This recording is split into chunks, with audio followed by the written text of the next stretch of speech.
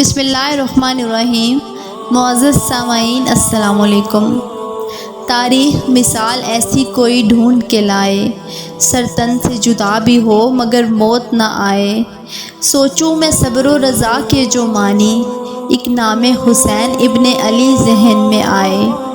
ناظرین، یوں تو سال کے 12 مہینے اور ہر مہینے کے 30 دن اللہ تعالیٰ کے پیدا کیے ہوئے ہیں، لیکن اللہ عز و جل نے اپنے پورے سال کے 5 ایام کو خصوصی فضیلت عطا فرمائی ہے اور ان ایام میں کچھ مخصوص احکام مقرر فرمائے ہیں۔ آج کی ہماری اس ویڈیو کا موضوع حرمت والا مہینہ یعنی محرم الحرام ہے۔ اللہ تعالیٰ نے قرآن کریم میں فرمایا کہ 4 مہینے حرمت والے ہیں، ان میں سے ایک مہینہ محرم کا ہے۔ محرم الحرام کا آغاز ہو چکا ہے اور کربلا کے حوالے سے مسلمانوں کے لیے یہ انتہائی دکھ اور رنج کا مہینہ ہوتا ہے۔ اسلامی سال کا آغاز اسی مہینے سے ہوتا ہے۔ تاریخ نے تحریر کیا کہ کربلا کے بعد جب بھی محرم آتا، رسول اللہ صلی اللہ علیہ وآلہ وسلم کے گھر سے رونے کی آوازیں بلند ہو جاتی۔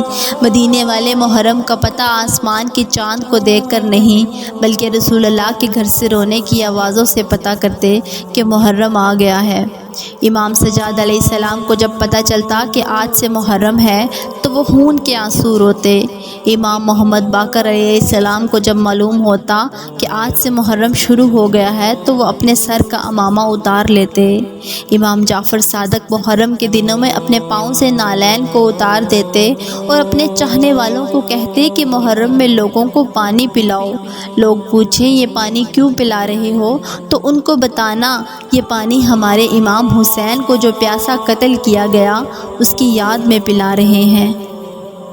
امام محمد باقر علیہ السلام نے فرمایا کہ جب بھی محرم کی خبر سنو تو سب سے پہلے حضرت محمد صلی اللہ علیہ وآلہ وسلم پر درود بھیج کر 7 مرتبہ سورہ فاتحہ کو پڑھ کر اللہ سے اپنی دعا مانگ لیا کرو، کیونکہ جیسے ہی آسمان پر محرم کا چاند ظاہر ہوتا ہے تو فرشتے آسمانوں سے صدائیں دیتے ہیں، کون ہے جو اللہ سے خزانے طلب کرے؟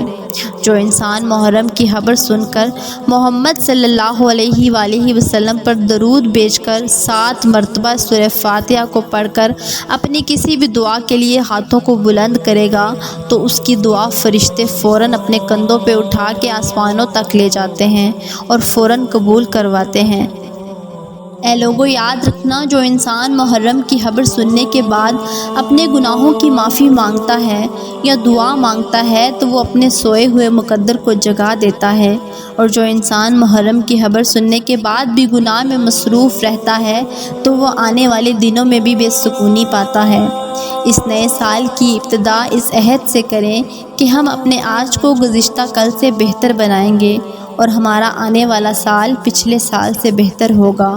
اس سال ہم اللہ سے قریب ہونے اور شیطان اور برائیوں سے دور ہونے کی کوشش کریں گے اور ایسے تمام کاموں سے پرہیز کریں گے جو اللہ کی محبت اور رضا حاصل کرنے میں رکاوٹ بنتے ہیں۔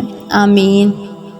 اگر آپ کو ہماری یہ ویڈیو پسند آئی ہو تو اسے لائک کریں، شیئر کریں اور ہمارے چینل کو سبسکرائب کریں۔ جزاک اللہ ثم جزاک اللہ۔